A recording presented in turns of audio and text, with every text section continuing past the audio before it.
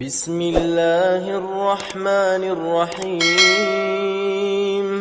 ألف لام ميم صاد. كتاب أنزل إليك فلا يكن في صدرك حرج منه لتنذر به وذكرى للمؤمنين. اتبعوا ما أنزل إليكم من ربكم ولا تتبعوا من دونه أولياء قليلا ما تذكرون. وكم من قرية أهلكناها فجاءها بأسنا بياتا أو هم قائلون فما كان دعواهم إذ جاءهم بأسنا إلا أن قالوا إنا كنا ظالمين. فلنسألن الذين أرسل إليهم ولنسألن المرسلين فلنقصن عليهم بعلم وما كنا غائبين. والوزن يومئذ الحق فمن ثقلت موازينه فأولئك هم المفلحون ومن خفت موازينه فأولئك الذين خسروا أنفسهم بما كانوا بآياتنا يظلمون. ولقد مكناكم في الأرض وجعلنا لكم فيها معايش قليلا ما تشكرون. ولقد خلقناكم ثم صورناكم ثم قلنا للملائكة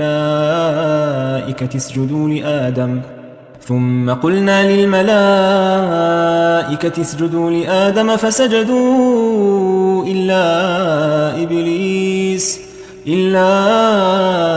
إبليس لم يكن من الساجدين. قال ما منعك ألا تسجد إذ أمرتك؟ قال أنا خير منه خلقتني من نار وخلقته من طين. قال فاهبط منها فما يكون لك أن تتكبر فيها فاخرج إنك من الصاغرين. قال أنظرني إلى يوم يبعثون. قال إنك من المنظرين. قال فبما أغويتني لأقعدن لهم صراطك المستقيم ثم لآتينهم من بين أيديهم ومن خلفهم وعن أيمانهم وعن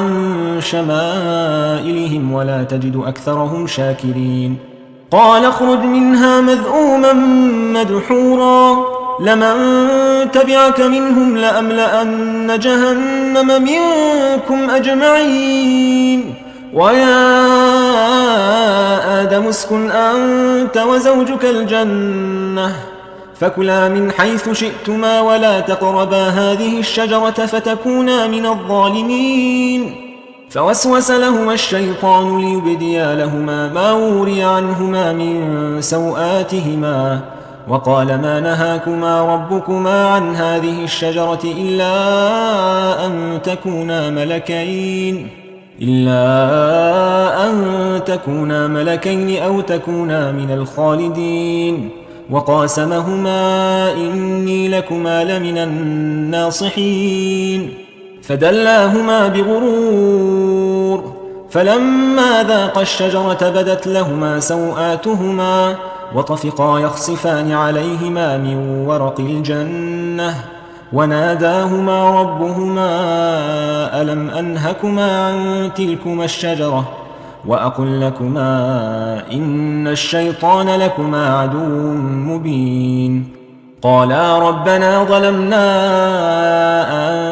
أنفسنا وإن لم تغفر لنا وترحمنا لنكونن من الخاسرين. قال اهبطوا بعضكم لبعض عدو ولكم في الأرض مستقر ومتاع إلى حين. قال فيها تحيون وفيها تموتون ومنها تخرجون. يا بني آدم قد أنزلنا عليكم لباسا يواري سوآتكم وريشا ولباس التقوى ذلك خير، ذلك من آيات الله لعلهم يذكرون. يا بني آدم لا يفتننكم الشيطان كما أخرج أبويكم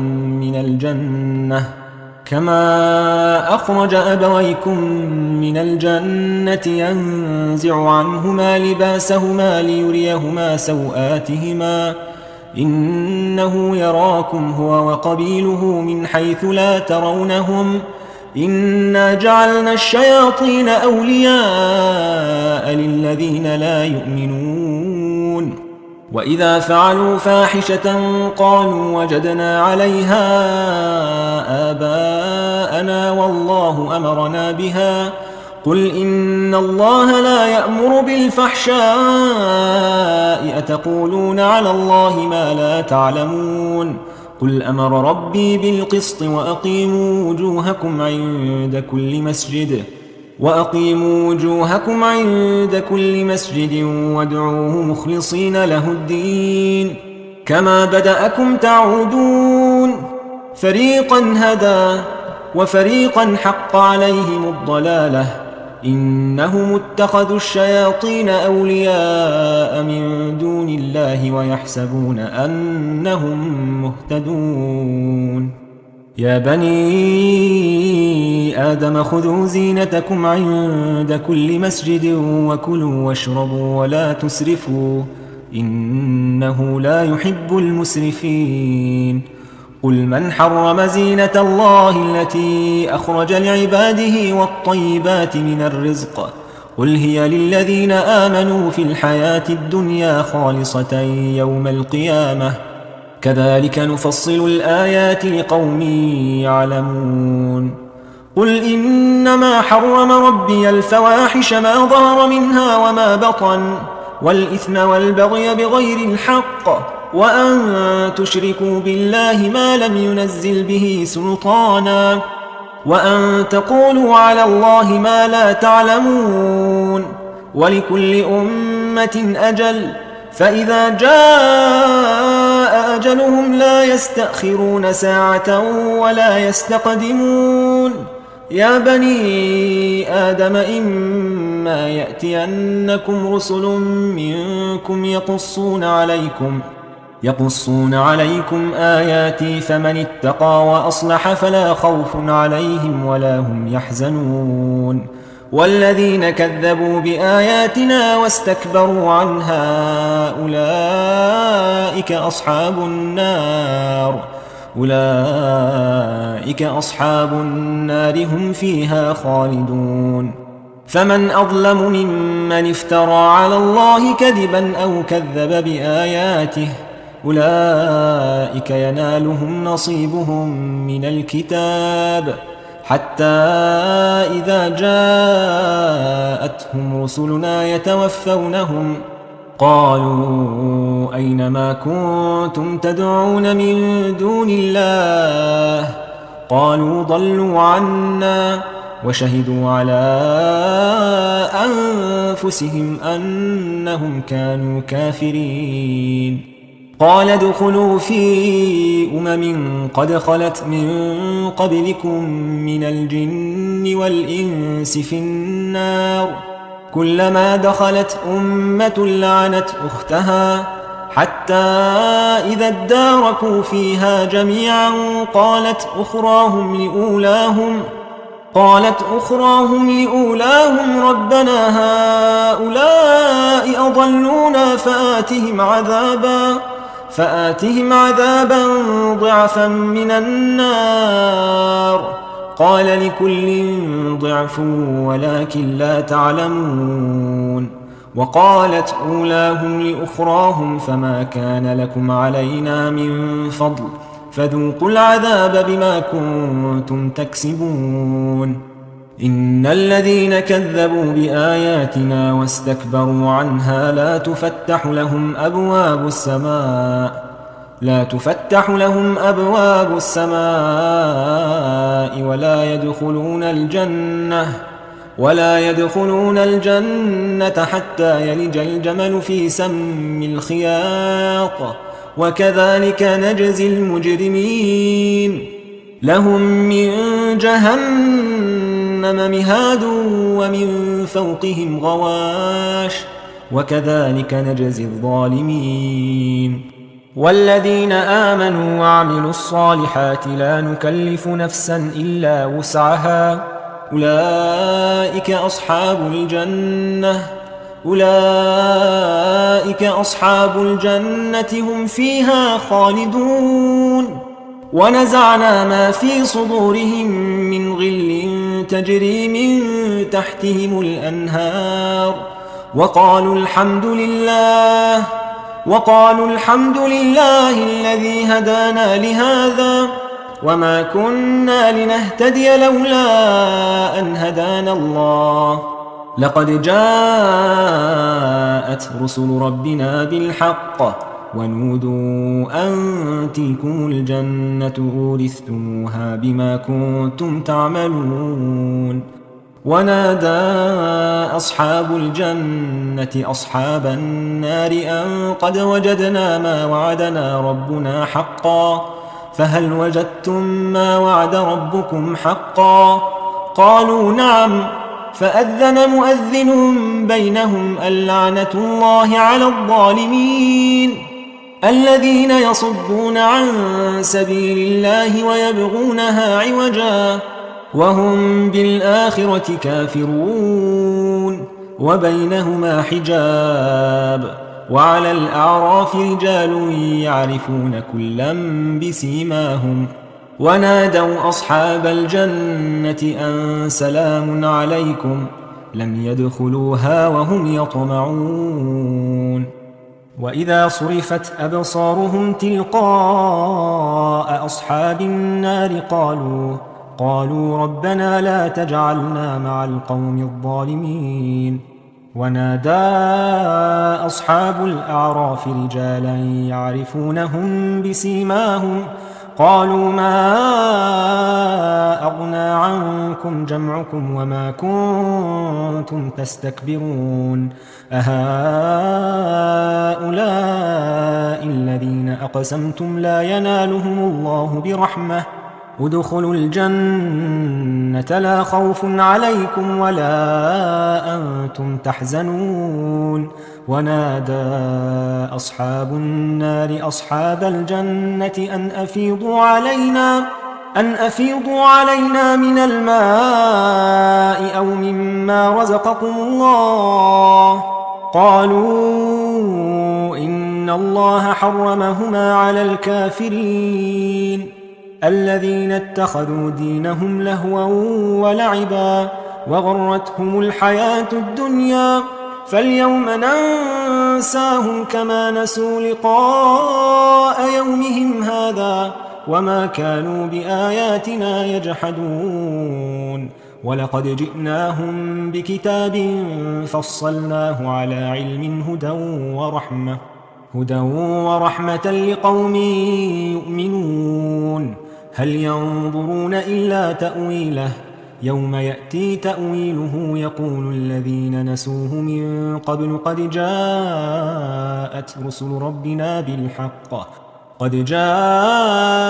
رسل ربنا بالحق فهل لنا من شفعاء فيشفعوا لنا أو نرد فنعمل غير الذي كنا نعمل قد خسروا أنفسهم وضل عنهم ما كانوا يفترون إن ربكم الله الذي خلق السماوات والأرض في 6 أيام ثم استوى على العرش يغشي الليل النهار يطلبه حثيثا والشمس والقمر والنجوم مسخرات بأمره ألا له الخلق والأمر تبارك الله رب العالمين ادعوا ربكم تضرعا وخفية إنه لا يحب المعتدين ولا تفسدوا في الأرض بعد إصلاحها وادعوه خوفا وطمعا إن رحمة الله قريب من المحسنين وهو الذي يرسل الرياح بشرا بين يدي رحمته حتى إذا أقلت سحابا ثقالا سقناه لبلد ميت فأنزلنا به الماء فأخرجنا به من كل الثمرات كذلك نخرج الموتى لعلكم تذكرون والبلد الطيب يخرج نباته بإذن ربه والذي خبث لا يخرج إلا نكدا كذلك نصرف الآيات لقوم يشكرون لقد أرسلنا نوحا إلى قومه فقال يا قوم اعبدوا الله ما لكم من إله غيره إني أخاف عليكم عذاب يوم عظيم قال الملأ من قومه إنا لنراك في ضلال مبين قال يا قوم ليس بي ضلالة ولكني رسول من رب العالمين أبلغكم رسالات ربي وأنصح لكم وأعلم من الله ما لا تعلمون أوعجبتم أن جاءكم ذكر من ربكم على رجل منكم لينذركم ولتتقوا ولعلكم ترحمون فكذبوه فأنجيناه والذين معه في الفلك وأغرقنا الذين كذبوا بآياتنا إنهم كانوا قوما عمين وإلى عاد أخاهم هودا قال يا قوم اعبدوا الله ما لكم من إله غيره أفلا تتقون قال الملأ الذين كفروا من قومه إنا لنراك في سفاهة وإنا لنظنك من الكاذبين قال يا قوم ليس بي سفاهة ولكني رسول من رب العالمين أبلغكم رسالات ربي وأنا لكم ناصح أمين أوعجبتم أن جاءكم ذكر من ربكم على رجل منكم لينذركم واذكروا إذ جعلكم خلفاء من بعد قوم نوح وزادكم في الخلق بسطة فاذكروا آلاء الله لعلكم تفلحون قالوا أجئتنا لنعبد الله وحده ونذر ما كان يعبد آباؤنا فأتنا بما تعدنا إن كنت من الصادقين قال قد وقع عليكم من ربكم رجس وغضب أتجادلونني في أسماء سميتموها أنتم وآباؤكم ما نزل الله بها من سلطان فانتظروا إني معكم من المنتظرين فأنجيناه والذين معه برحمة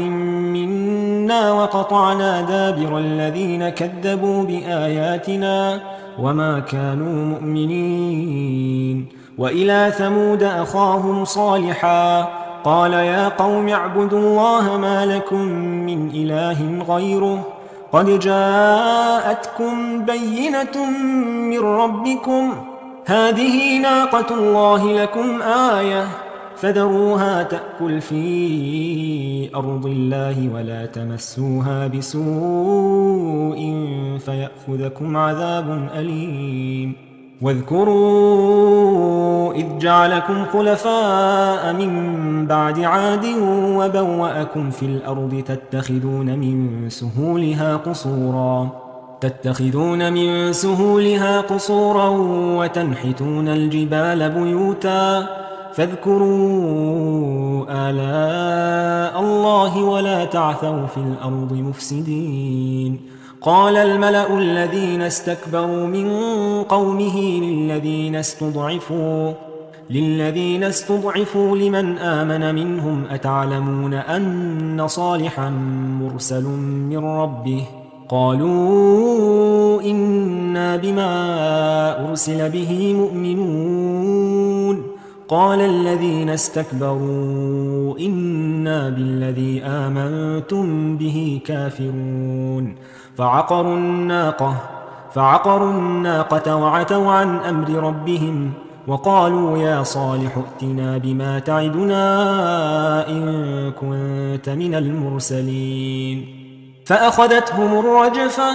فأخذتهم الرجفة فأصبحوا في دارهم جاثمين فتولى عنهم وقال يا قوم لقد أبلغتكم رسالة ربي ونصحت لكم ولكن لا تحبون الناصحين ولوطا إذ قال لقومه أتأتون الفاحشة ما سبقكم بها من أحد من العالمين إنكم لتأتون الرجال شهوة من دون النساء بل أنتم قوم مسرفون وما كان جواب قومه إلا أن قالوا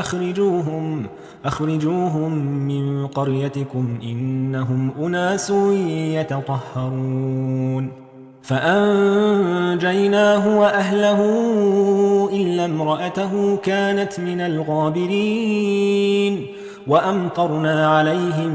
مطرا فانظر كيف كان عاقبة المجرمين وإلى مدين أخاهم شعيبا قال يا قوم اعبدوا الله ما لكم من إله غيره قد جاءتكم بينة من ربكم فأوفوا الكيل والميزان ولا تبخسوا الناس أشياءهم ولا تفسدوا في الأرض بعد إصلاحها ذلكم خير لكم إن كنتم مؤمنين ولا تقعدوا بكل صراط توعدون وتصدون عن سبيل الله من آمن به وتبغونها عوجا واذكروا إذ كنتم قليلا فكثركم وانظروا كيف كان عاقبة المفسدين وإن كان طائفة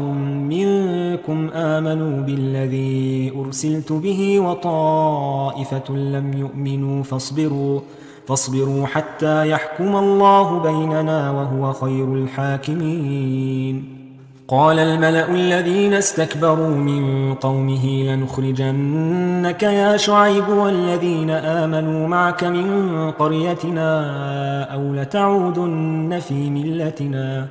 قال أولو كنا كارهين قد افترينا على الله كذبا إن عدنا في ملتكم بعد إذ نجانا الله منها وما يكون لنا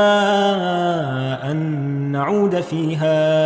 إلا أن يشاء الله ربنا وسع ربنا كل شيء علما على الله توكلنا ربنا افتح بيننا وبين قومنا بالحق وأنت خير الفاتحين وقال الملأ الذين كفروا من قومه لئن اتبعتم شعيبا إنكم إذا لخاسرون فأخذتهم الرجفة فأصبحوا في دارهم جاثمين الذين كذبوا شعيبا كأن لم يغنوا فيها الذين كذبوا شعيبا كانوا هم الخاسرين فتولى عنهم وقال يا قوم لقد أبلغتكم رسالات ربي ونصحت لكم فكيف آسى على قوم كافرين وما أرسلنا في قرية من نبي إلا أخذنا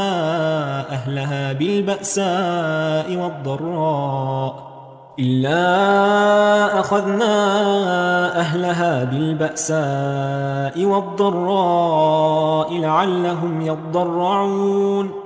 ثم بدلنا مكان السيئة الحسنة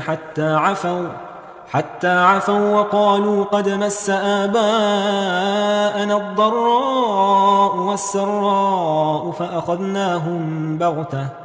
فأخذناهم بغتة وهم لا يشعرون ولو أن أهل القرى آمنوا واتقوا لفتحنا عليهم بركات من السماء والأرض ولكن كذبوا فأخذناهم بما كانوا يكسبون أفأمن أهل القرى أن يأتيهم بأسنا بياتا وهم نائمون أو أمن أهل القرى أن يأتيهم بأسنا ضحى وهم يلعبون أفأمنوا مكر الله فلا يأمن مكر الله إلا القوم الخاسرون أولم يهد للذين يرثون الأرض من بعد أهلها أن لو نشاء أصبناهم بذنوبهم ونطبع على قلوبهم فهم لا يسمعون تلك القرى نقص عليك من أنبائها ولقد جاءتهم رسلهم بالبينات فما كانوا ليؤمنوا بما كذبوا من قبل كذلك يطبع الله على قلوب الكافرين وما وجدنا لأكثرهم من عهد وإن وجدنا أكثرهم لفاسقين ثم بعثنا من بعدهم موسى بآياتنا إلى فرعون وملئه فظلموا بها فانظر كيف كان عاقبة المفسدين وقال موسى يا فرعون إني رسول من رب العالمين حقيق على ألا أقول على الله إلا الحق قد جئتكم ببينة من ربكم فأرسل معي بني إسرائيل قال إن كنت جئت بآية فأت بها إن كنت من الصادقين فألقى عصاه فإذا هي ثعبان مبين ونزع يده فإذا هي بيضاء للناظرين قال الملأ من قوم فرعون إن هذا لساحر عليم يريد أن يخرجكم من أرضكم فماذا تأمرون قالوا أرجه وأخاه وأرسل في المدائن حاشرين يأتوك بكل ساحر عليم وجاء السحرة فرعون قالوا إن لنا لأجرا إن كنا نحن الغالبين قال نعم وإنكم لمن المقربين قالوا يا موسى إما أن تلقي وإما أن نكون نحن الملقين قال ألقوا فلما ألقوا سحروا أعين الناس واسترهبوهم وجاءوا بسحر عظيم وأوحينا إلى موسى أن ألق عصاك فإذا هي تلقف ما يأفكون فوقع الحق وبطل ما كانوا يعملون فغلبوا هنالك وانقلبوا صاغرين وألقي السحرة ساجدين قالوا آمنا برب العالمين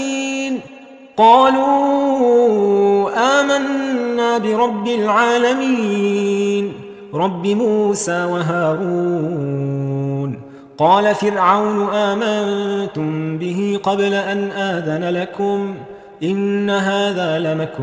مكرتموه في المدينة لتخرجوا منها أهلها فسوف تعلمون لأقطعن أيديكم وأرجلكم من خلاف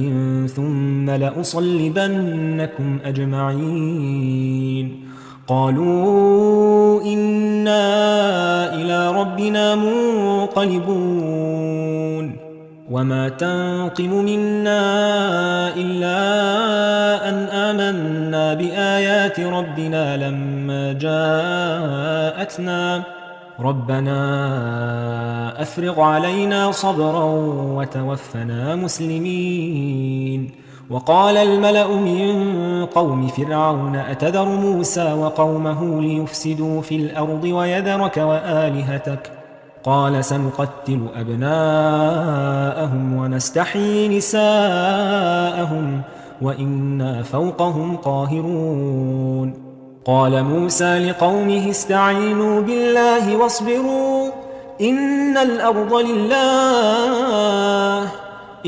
الأرض لله يورثها من يشاء من عباده والعاقبة للمتقين. قالوا أوذينا من قبل أن تأتينا ومن بعد ما جئتنا قال عسى ربكم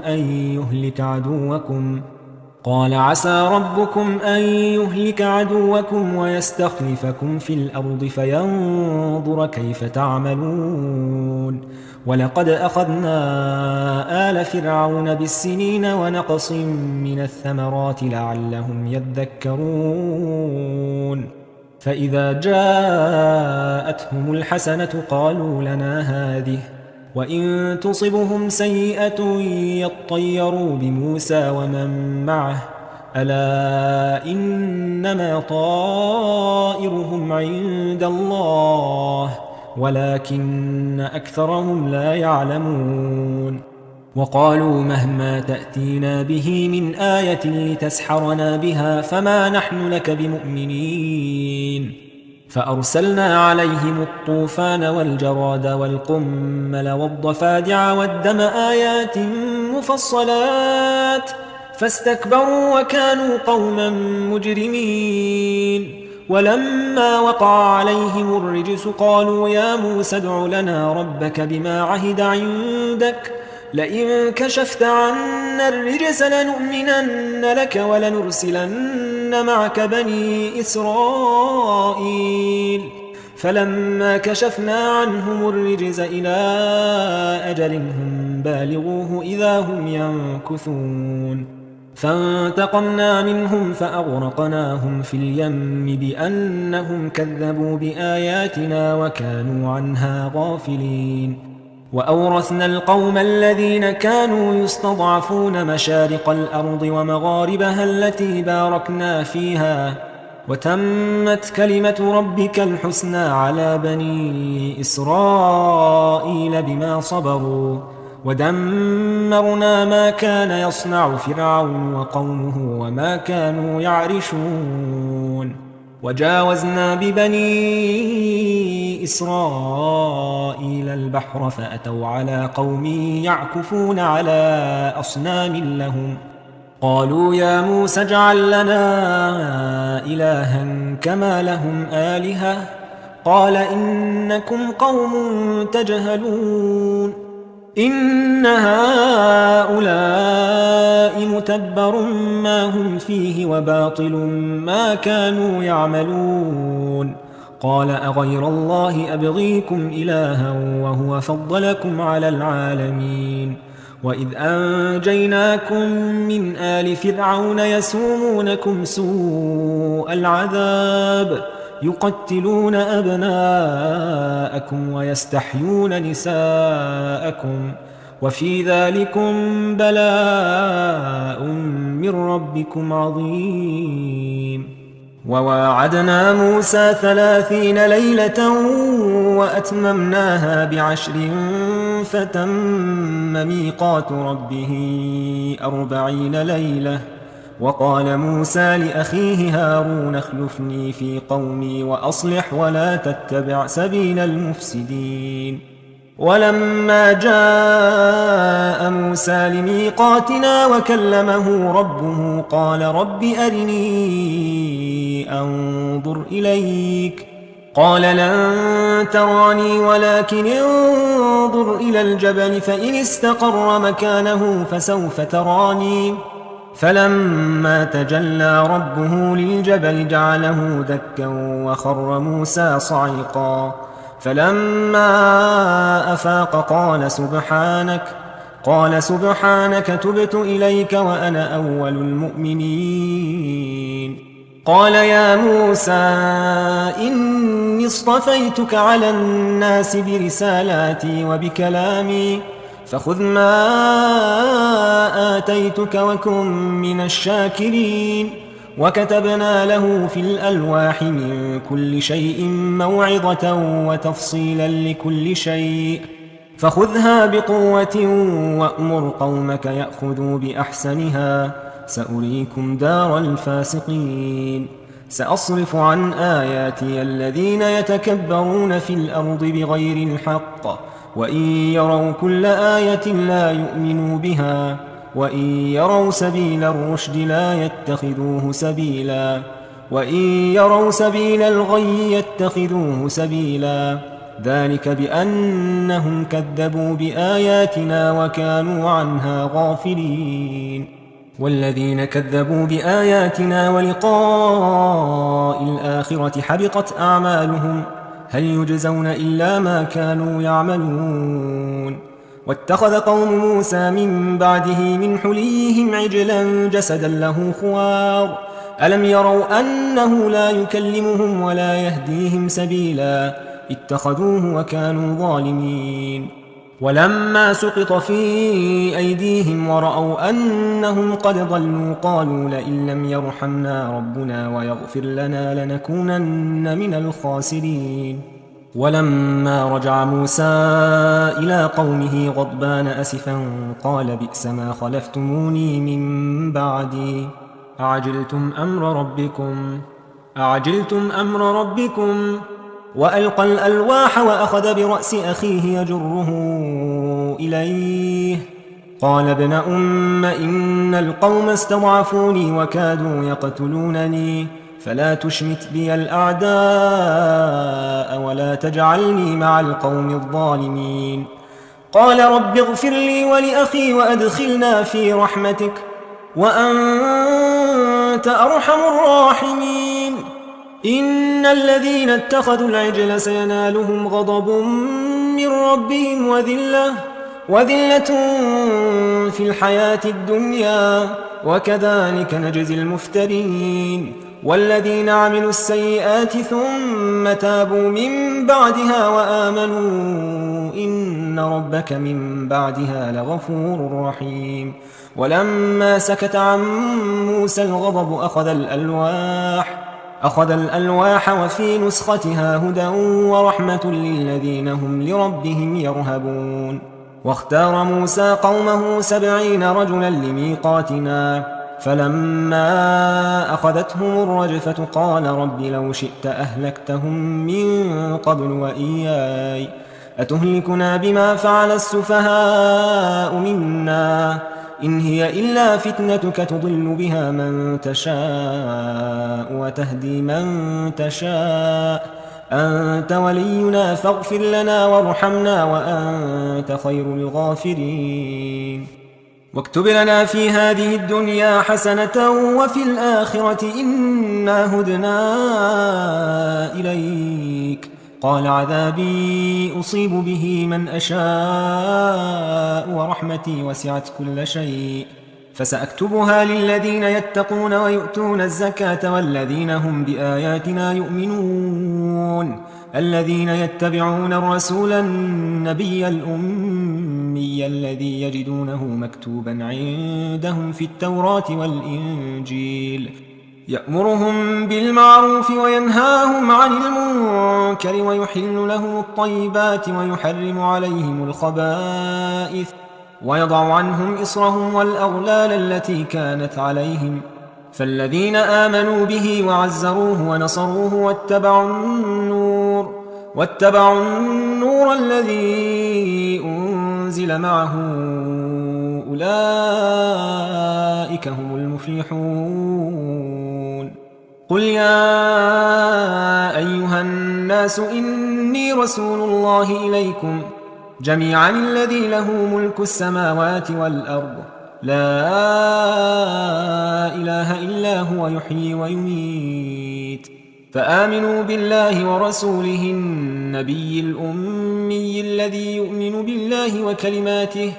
واتبعوه لعلكم تهتدون. ومن قوم موسى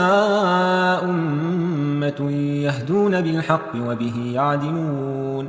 وقطعناهم 12 أسباطا أمما وأوحينا إلى موسى إذ استسقاه قومه أن اضرب بعصاك الحجر فانبجست منه 12 عينا قد علم كل أناس مشربهم وظللنا عليهم الغمام وأنزلنا عليهم المن والسلوى كلوا من طيبات ما رزقناكم وما ظلمونا ولكن كانوا أنفسهم يظلمون. وإذ قيل لهم اسكنوا هذه القرية وكلوا منها حيث شئتم وقولوا حطة وادخلوا الباب سجدا نغفر لكم خطيئاتكم سنزيد المحسنين. فبدل الذين ظلموا منهم قولا غير الذي قيل لهم فأرسلنا عليهم رجزا من السماء بما كانوا يظلمون. واسألهم عن القرية التي كانت حاضرة البحر إذ يعدون في السبت إذ تأتيهم حيتانهم يوم سبتهم شرعا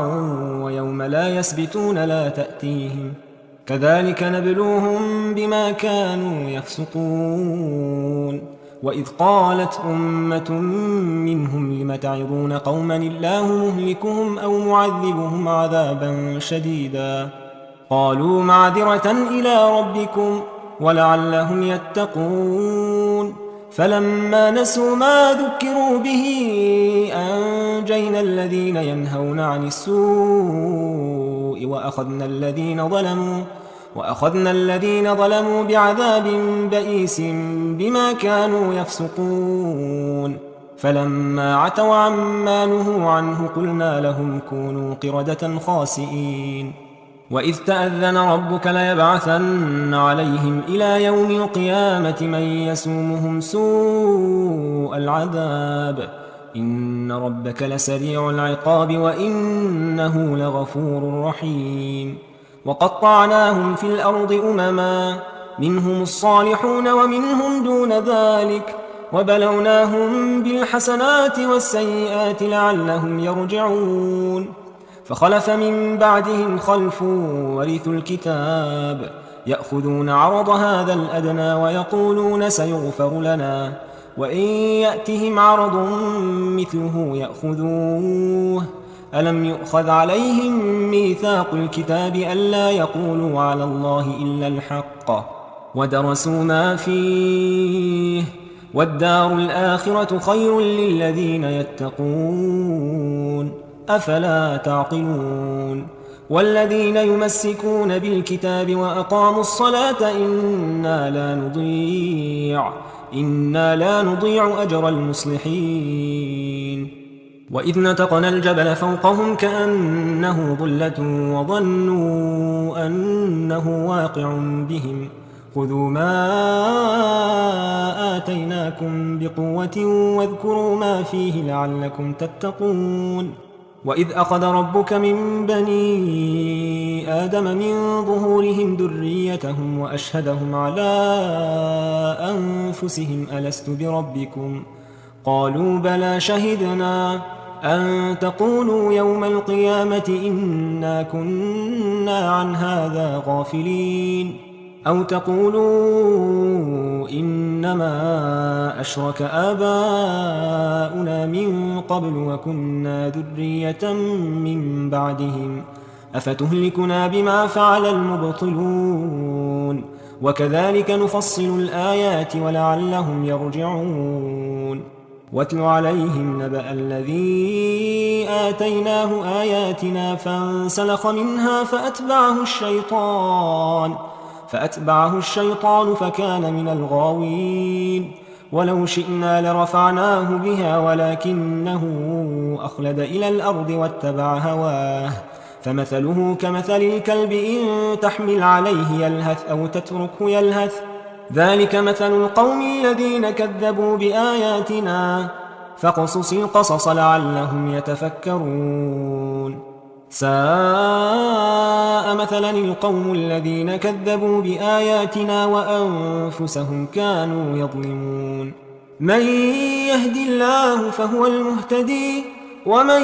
يضلل فأولئك هم الخاسرون ولقد ذرأنا لجهنم كثيرا من الجن والإنس لهم قلوب لا يفقهون بها ولهم أعين لا يبصرون بها ولهم آذان لا يسمعون بها أولئك كالأنعام بل هم أضل أولئك هم الغافلون ولله الأسماء الحسنى فادعوه بها وذروا الذين يلحدون في أسمائه سيجزون ما كانوا يعملون وممن خلقنا أمة يهدون بالحق وبه يعدلون والذين كذبوا بآياتنا سنستدرجهم من حيث لا يعلمون وأملي لهم إن كيدي متين أولم يتفكروا ما بصاحبهم من جنة إن هو إلا نذير مبين أولم ينظروا في ملكوت السماوات والأرض وما خلق الله من شيء وأن عسى أن يكون قد اقترب أجلهم فبأي حديث بعده يؤمنون من يضلل الله فلا هادي له ويذرهم في طغيانهم يعمهون يسألونك عن الساعة أيان مرساها قل إنما علمها عند ربي لا يجليها لوقتها إلا هو ثقلت في السماوات والأرض لا تأتيكم إلا بغتة يسألونك كأنك حفي عنها قل إنما علمها عند الله ولكن أكثر الناس لا يعلمون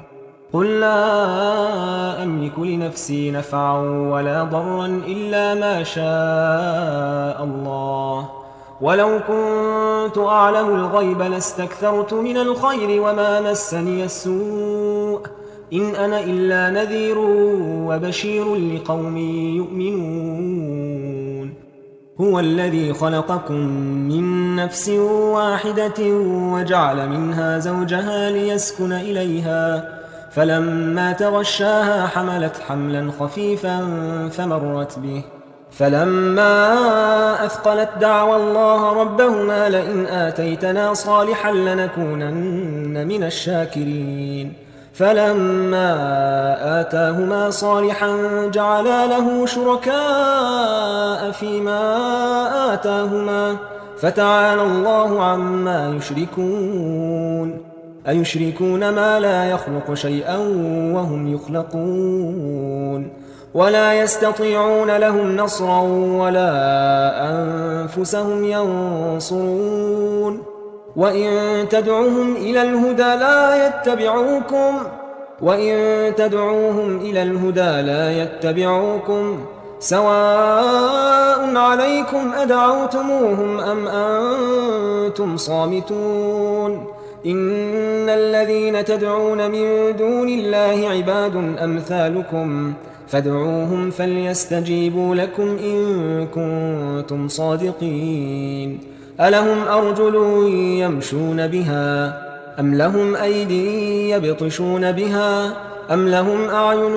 يبصرون بها أم لهم آذان يسمعون بها قل ادعوا شركاءكم ثم كيدون فلا تنظرون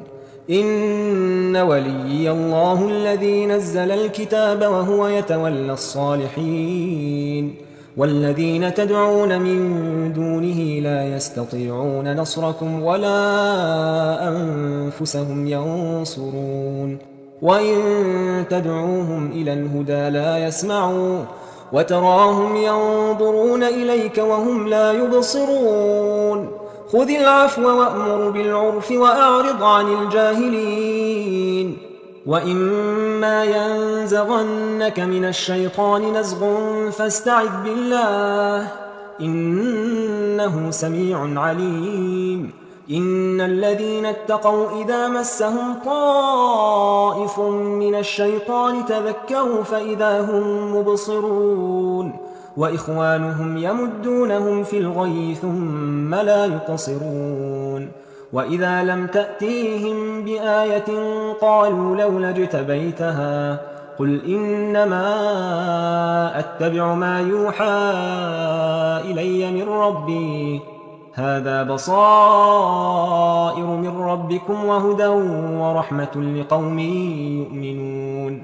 وإذا قرئ القرآن فاستمعوا له وأنصتوا لعلكم ترحمون. واذكر ربك في نفسك تضرعا وخيفة ودون الجهر من القول بالغدو والآصال ولا تكن